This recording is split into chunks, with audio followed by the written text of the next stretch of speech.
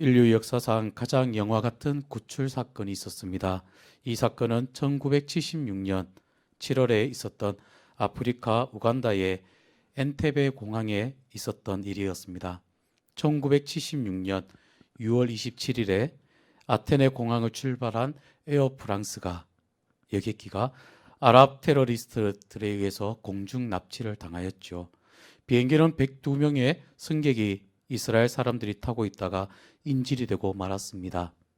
이 비행기는 당시 악명 높은 독재자 이디아민이 통치하고 있던 우간다의 엔테베 공항에 착륙하자 당시 라빈 수상이 이끌던 이스라엘에서는 곧 긴급 회의가 벌어지게 되었습니다. 비밀이 중대 결정을 내렸습니다. 며칠 후 당시 30세인 베냐민 네탄야후 대령이 이끄는 특별작전 요원들이 6대의 비행기로 이스라엘을 떠났습니다. 4대의 카고 비행기와 또 2대의 707 보행 비행기가 동원되었는데 한 대의 비행기에만 특수 요원들이 전투 요원들이 탔고 나머지는 부상자들의 치료 및 후송을 위한 준비였습니다. 그들은 저공 비행을 하였고 때마침 상대 레이더망을 피해 엔테베 공항에 무사히 착륙한 다음 20분 내로 모든 작전을 성공을 시키고 돌아갑니다. 인질을 구출한 이들은 유유히 이스라엘로 돌아왔습니다. 이것이 바로 그 유명한 엔테베 작전입니다. 이 작전 가운데에 3명의 인질이 희생되고 작전 요원 1명이 희생되는 그러한 희생이 있었지만은 어쩜 보면 이 작전은 거의 완벽에 가까운 작전이었습니다. 이 작전 이후 네탄야후 대령에게 한 기자가 질문을 하였습니다. 당신은 작전을 수행하는 동안 무슨 생각을 했습니까? 혹시 마음속에 두려움은 없었습니까? 라고 기자가 질문을 합니다. 그러자 네탄야후 대령이 이렇게 대답합니다. 나의 동족이 구원을 기다리고 있다는 그 생각, 그리고 그들을 구원해야 할 생각밖에 안 했습니다. 다른 생각은 들지 않았습니다. 라고 대답을 하였습니다. 그런데 이 작전과 비교할 수 없는 인류 역사상 가장 위대한 구출 작전이 바로 예수 그리스도의 십자가를 통해 이루어졌다는 것이죠. 우리를 구원하기 위해 십자가에 죽으시고 부활하신 예수님께 주님은 십자가에 달리실 때 얼마나 아프셨나요? 그때 무슨 생각을 하셨습니까? 라고 어떻게 보면 질문을 한다면 아마 주님께서 이렇게 대답하셨을 것입니다. 나는 사람들이 나의 구원을 기다리고 있다는 그 사실과 내가 그들을 구원해야 한다는 그 생각뿐 다른 생각은 하지 않았다. 예수님은 인간을 구원하시려고 저 천국에서 이 땅에 오셔서 우리를 구원해 주셨다라는 것입니다. 오늘의 본문 속에 은혜 속에 살아가는 우리 그리스도인들의 삶을 3단계로 말씀을 하고 있는데 먼저 첫 번째 단계는 하나님의 은혜 밖에 있었던 때라는 것입니다. 사도 바울은 그리스도를 믿기 이전 비극적인 처지를 3가지로 묘사합니다. 첫 번째 영적으로 죽은 상태이고 두 번째는 원수의 지배하에 있었던 것이고 세 번째는 하나님의 피할 수 없는 진노의 자식이었다라는 것이죠. 그래서 본문 1절과 3절까지의 말씀 보면 그는 허물과 죄로 죽었던 너희를 살리셨도다. 그때에 너희는 그 가운데에서 행하여 이 세상 풍조를 따르고 공중의 권세 잡은 자를 따랐으니 곧 지금 불순종의 아들들 가운데서 역사하는 영이라. 전에는 우리도 그 가운데에서 우리 육체의 욕심을 따라 지내며 육체와 마음에 원하는 것을 하여 다른 이들과 같이 본질상 진노의 자녀이었더니라고 오늘 본문 1절에서 3절에 말씀을 하고 있죠. 예수를 믿기 전 우리는 이미 영적으로 죽어 있었던 것입니다. 성경에서 말하는 죽음이란 것은 분리를 뜻합니다. 그러니 육체적인 죽음은 영혼과 육체가 분리되는 것이라면 영적인 죽음은 어떠한 것이냐? 바로 하나님과 분리된 것을 말하고 있는 것이죠. 하나님께서 아담과 하와에게 뭐라고 말씀하십니까? 선악을 알게 하는 나무의 열매는 먹지 말라. 너가 먹는 날에는 반드시 죽으리라 라고 말씀하셨는데 아담과 하와는 이 선악과를 먹고 맙니다. 이 선악과를 먹자마자 저들이 그 자리에서 즉사하지는 않았죠. 저들은 불순종하는 그 순간 하나님과의 관계가 단절되었고 이로 인해서 어떻습니까? 저들은 하나님을 피하고 자기 방어를 위해 변명을 늘어놓는가 하면 서로에게 책임을 전가하는 등 하나님과의 분리를 영적 죽음의 상태가 되었고 끝내 육체적인 죽음을 맞게 되지요. 나뭇가지가 나무에 꺾여지면 잠시 동안은 푸른 빛이 그대로 살아있는 듯합니다. 지금 한창 전지를 하는 가운데 있죠. 전지를 한 나뭇가지들은 당장은 죽지 않고 새파랗게 있습니다. 그러나 어떻습니까? 시간이 지나면 말라 죽는 것처럼 이내 우리들 또한 시들고 많은 하나님과 분리된 우리 인간들은 이 순간 영적으로 죽게 되고 육체는 잠시 살다가 곧 시들어 죽게 된다는 것이죠. 우리가 사람을 보면 문화인과 미개인, 지성인과 야만인, 그리고 도덕적인 인간과 비도덕적인 인간 이렇게 사람마다 차이가 있다라고 생각합니다. 그러나 성경은 인간은 모두가 본질상 진노의 자식이다라고 말씀을 하고 있죠. 전에는 우리도 그 가운데서 우리의 육체의 욕심을 따라 지내며 육체와 마음에 원하는 것을 하여 다른 이들과 같이 본질상 진노의 자녀였다라고 오늘 본문 3절에 말씀하고 있는 것처럼 지금 예수님을 믿는 우리도 이전에는 다른 이들과 같이 본질상 진노의 자녀였던 것입니다. 여기서 다른 이들과 같이란 그리스도 밖에 있는 사람을 말하고 있습니다. 인간 모두 다가 본질상 즉 태어나면서부터 어떻습니까? 하나님의 진노를 받기에 마땅한 죄인들이었음을 지적을 하고 있던 것이죠. 그리고 허물과 죄로 인하여 죽었다라고 했는데 여기서 허물이란 것은 밟지 말아야 할 땅에 들어가지 말아야 할 땅에 들어가는 것을 나타내는 말입니다. 그러니 하지 말아야 할 것을 하는 것을 말하는 것이죠. 그리고 죄라는 것은 어떻습니까? 화살이 명중시켜야 할 관역에서 벗어난 빗나가는 것을 뜻합니다. 그러니 해야 할 일을 하지 못한 것을 그리고 하나님의 법궤를 깨뜨린다는 것을 뜻하고 있죠. 허물과 죄란 바로 인간이 하나님의 말씀을 따라 하지 말아야 할 것, 할 일을 해버린 것이고 해야 할 일을 하지 않는 모든 행위를 나타내고 있는 것입니다.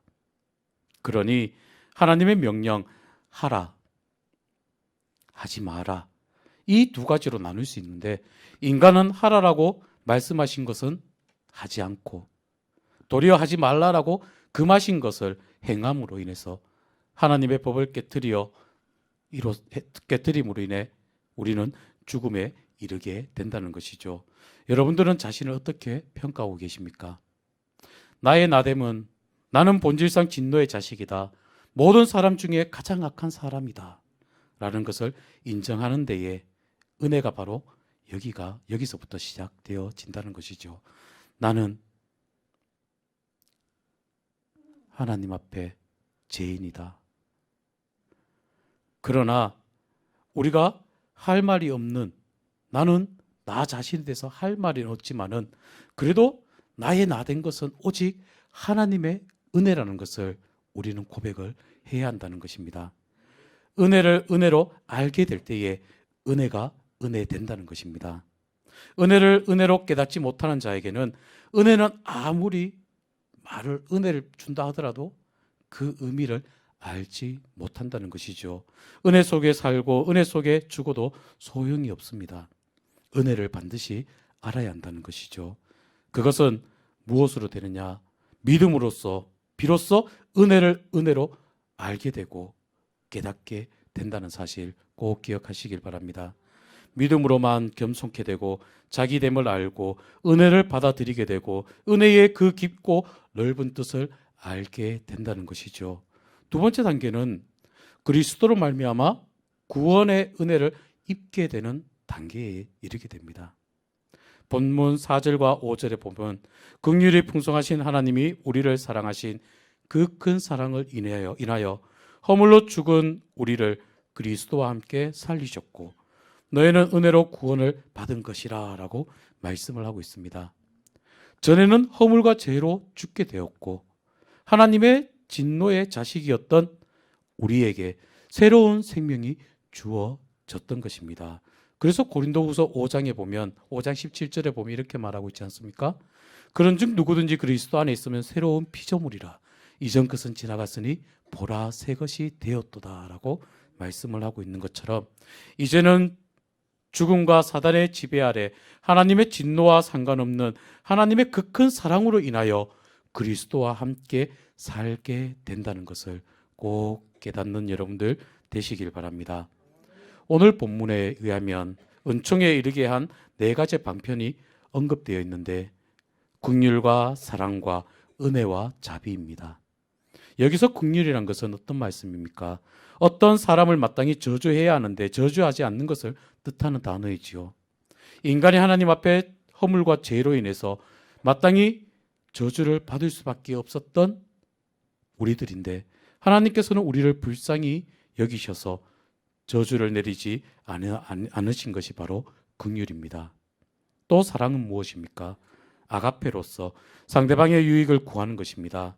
하나님께서 우리를 아가페의 사랑으로 사랑하셨다는 것, 곧 우리가 저주받을 죄인임에도 우리의 유익을 구하셨다라는 것이죠.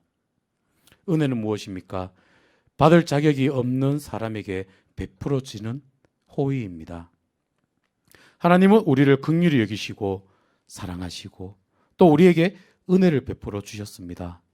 우리가 저주를 받아 마땅한데 우리를 저주하지 않으시고 불쌍히 여기셔서 우리에게 긍휼을 베풀어 주신 것. 그 다음은 자비입니다. 자비란 무엇입니까? 가장 소중한 것을 상대방에게 주는 구체적인 행동입니다. 그것은 관념이 아니라 행동이란 것이죠. 즉 선한 사마리아 이야기에서 사마리아인이 유일하게 강도 만난 사람을 돕는 것, 이 이야기로 끝내시면서 예수님은 뭐라고 말씀하시느냐? 이 세 사람 중에 누가 강도 만난 자의 이웃이 되겠느냐라고 물으시죠. 듣고 있던 율법사가 뭐라고 말합니까? 자비를 베푼 자니이다라고 대답을 합니다. 성경에서 자비라는 것은 추상적인 관념이 아니라 바로 구체적인 행동이라는 것이죠. 수없이 많이 넘어지고 피투성이임에도 깨짐에도 인해서 깨진 가운데도 있다 할지라도 은혜가 주어진다는 것입니다. 그리스도의 용서와 사랑이 있는 한 은혜 아닌 것이 없습니다. 그분이 계시는 한 모든 것이 다 은혜라는 것이죠. 그래서 저는 항상 여러분들에게 말씀을 드리는데 항상 은혜 나눔을 생활합니다. 우리 자녀들에게도 또 만나는 이들에게도 은혜 나눔을 자주 합니다. 그 가운데에 제가 받은 은혜가 있고 또 상대방이 받은 은혜를 함께 나눌 때에 그래 모든 것이 다 하나님의 은혜 가운데 살아왔음을 고백을 하며 함께 은혜를 나누며 나아가는데 우리들은 모든 것이 다 하나님의 은혜임을 깨닫는 여러분들 되시기를 바랍니다. 세 번째 단계가 있습니다. 세 번째 단계는 바로 이제 하나님의 은혜로서 삶을 살아가는 때라는 것입니다. 오늘 8절부터 이렇게 말씀을 하시죠. 너희는 그 은혜에 의하여 믿음으로 말미암아 구원을 받았으니 이것은 너희에게서 난 것이 아니요 하나님의 선물이라. 행위에서 난 것이 아니니 이는 누구든지 자랑하지 못하게 함이라. 우리는 그가 만드신 바라 그리스도 예수 안에서 선한 일을 위하여 지으심을 받은 자니 이 일은 하나님이 전에 예비하사 우리로 그 가운데서 행하게 하려 하심이라 라고 오늘 본문 8절 이하 10절까지의 말씀을 하고 있죠. 우리는 이제 운명에 맡겨 살거나 내 의지대로 살 것이 아니라 하나님의 은혜로 우리는 살아야 된다는 것입니다. 우리 성례교회 모든 성도인들이 바로 하나님의 은혜 가운데에 내 뜻, 내 생각대로의 삶이 아니라 하나님의 방법대로 하나님의 은혜 가운데의 삶을 살아가는 여러분들 삶이 되시기를 바랍니다. 우리는 자격 없는 죄인임에도 불구하고 하나님의 은혜와 용납하심을 내가 받아들여야 된다는 것이죠. 하나님이 나를 긍정하신 그 긍정 안에서 내 존재를 긍정하고 또 그 긍정 가운데에서 은혜의 삶을 살아가게 된다는 거 꼭 기억하시기 바랍니다. 그러면 은혜로운 삶을 살아가기 위해서 어떠한 삶을 살아가야 되느냐? 저를 따라해 볼까요? 하나님의 은혜를 신뢰해야 한다. 아멘이십니까? 오늘 본문 8절에 보니 이렇게 말합니다. 너희는 그 은혜에 의하여 믿음으로 말미암아 구원을 받았다라고 말씀을 합니다. 이 말은 우리의 구원이 내 의지나 내 공로로 또 내 노력으로 자격을 갖추어진 것이 아니라 구원받은 것이 아니라 우리는 때론 아직도 온전치 못한 자신을 바라보면서 이 은혜에 대한 의심을 가질 때가 있죠. 나처럼 부족한 자가 과연 하나님의 그 크신 은혜 가운데에 그 크신 은혜를 받을 수 있을까? 받을 자격이나 될까? 아직도 온전치 못한 나 자신을 바라보면서 스스로 절망에 빠질 때가 있다는 것이죠. 그러나 내가 무엇인가 선한 일을 할 때에 나는 하나님의 자녀인가 보다라고 생각하는 것이 아니라 때로는 자신의 실수와 허물을 생각할 때에 아무래도 나는 안 되겠어 라는 이 신앙이 아니라 이러한 생각을 갖는 것이 아니라 그래 나는 부족하지만 나는 연약하지만 하나님께서 나를 세워주셨고 하나님께서 나를 인도하여 주셨으니 감사하며 주어진 귀한 사명을 감당하며 나아가야 된다는 것이죠. 하나님의 은혜를 신뢰하며 나아가야 된다는 것입니다. 그리고 두 번째는 저를 따라해 볼까요? 모든 것이 하나님의 은혜임을 알기에 겸손해야 한다. 아멘이십니까? 본문 9절에도 이렇게 말합니다. 행위에서 난 것이 아니니 이는 누구든지 자랑하지 못하게 함이라 라고 말씀을 하고 있습니다. 어느 것도 내가 이룬 것이 아니기에 자랑할 것이 없이 겸손해야 한다는 것이죠. 모든 것이 다 하나님의 은혜임을 우리는 알아야 합니다. 스스로 자기 자신에 대해서 무엇인가 특별하다라고 생각하는 사람은 아직도 하나님의 은혜를 모르는 자입니다. 하나님의 은혜를 알면 알수록 더욱 겸손해질 수밖에 없다라는 것이죠. 내가 어떤 선을 행했다 하더라도 그것도 하나님의 은혜요. 나름대로 어떤 공을 세웠다 하더라도 그것도 하나님께서 나로 하여금 그것을 행할 수 있는 은혜의 기회를 주셨다는 것입니다. 벼는 익을수록 고개를 숙이게 되지요. 은혜는 알면 알수록 더 겸손해질 수밖에 없다는 거 꼭 기억하시길 바랍니다. 그리고 마지막 세 번째 있습니다. 저를 따라해 볼까요? 은혜 받은 자로서 자기 본분을 알고 주어진 사명을 감당해야 합니다. 아멘이십니까? 본문 10절에 보면 이렇게 말하죠. 우리는 그가 만드신 바라 그리스도 예수 안에서 선한 일을 위하여 지으심을 받은 자니 이 일은 하나님이 전에 예비하사 우리로 그 가운데에서 행하게 하려 하심이라. 선한 일을 위하여 지으심을 받은 자, 자기 정체성을 알고 이 선한 일을 위해 우리는 힘써 나아가야 된다는 것입니다. 이것이 바로 은혜를 받기 위한 노력이 아니라 은혜 받은 자로서의 삶이라는 것을 꼭 기억하시길 바랍니다. 은혜를 깨닫고 이 은혜에 감사하며 이 은혜에 보답하고자 하는 은혜에 대한 응답임을 기억하시길 바랍니다. 은혜를 갚아 버리겠다라는 것이 아니라 은혜 받은 자로서 내 할 일, 자기 본분을 다 하는 것 꼭 기억하시는 여러분들 되시길 바랍니다. 이제 말씀을 정리하려고 합니다. 사도 바울은 고린도후서 6장 1절에 이렇게 말합니다. 우리가 하나님과 함께 일하는 자로서 너희를 권하노니 하나님의 은혜를 헛되이 받지 말라라고 말씀을 합니다. 여기서 헛되이다라는 단어는 빈, 공허한의 뜻을 갖고 있습니다. 즉 하나님의 은혜를 공허한 것으로 만들지 말라라는 것이죠. 어떻습니까? 그리스도께서 모든 사람을 구원하시기 위해 죽으셨는데 사람들이 그 은혜를 헛되지 않게 하기 위해서 또 자기의 이기적인 욕심을 버리고 그 은혜에 보답하려는 그 결단이 주어져야 된다는 것이죠. 우리는 우리를 위해 십자가에 돌아가신 예수님을 위해 우리는 무슨 일을 해야 할까요? 전도하는 일, 또 섬기는 일, 기도하는 일, 그 일들, 우리에게 주어진 그 본분을 감당하며 나아가야 된다는 것입니다. 믿음이란 울음으로 시작된 인생이 기쁨으로 끝나게 되는 은총이다라고 정의를 내릴 수 있습니다.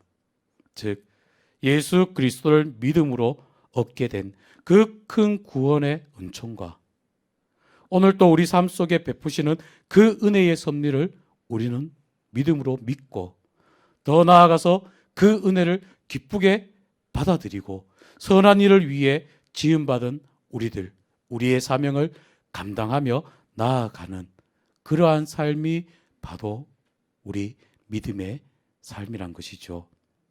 시편 31편 19절 시편 기자 이렇게 고백합니다.